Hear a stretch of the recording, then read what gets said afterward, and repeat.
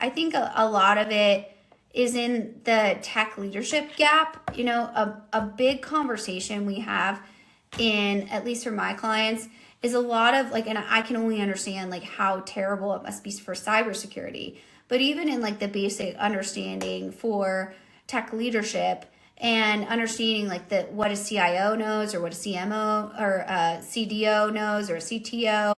I think those are really challenging, like especially if you have a very legacy system that might be vulnerable.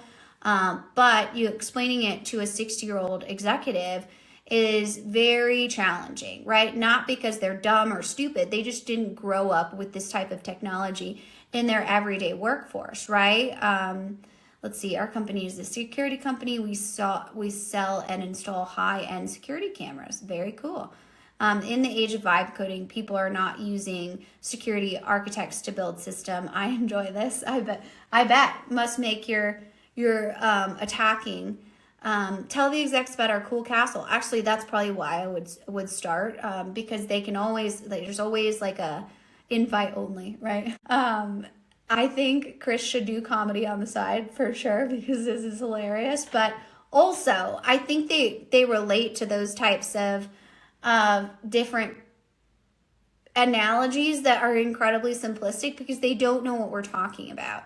And that's a big consideration in your overall technology strategy. And if your tech stack is actually trashed because your leadership team doesn't understand what your team needs to support it. And again, like talking through cybersecurity, I can only imagine what that looks like.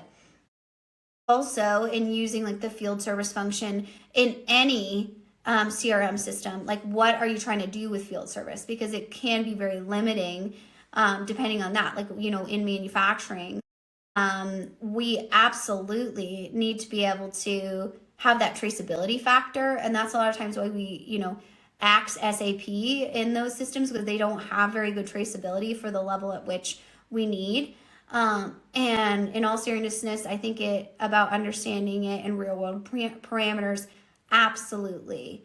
Lots of great ideas after that, which need to be adjusted digitally, right? And culturally, I think it needs to be understood by the organization or the ones that need to. And I also feel like, it's a veil that needs to fall down. Like we can't do cybersecurity. We need somebody else to do it.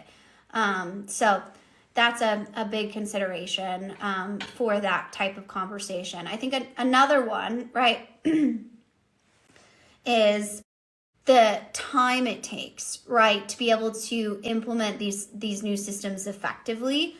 We live in this world that wants this instant gratification, right? Especially with AI, right, and ChatGPT and prompting and all the Gen AI stuff.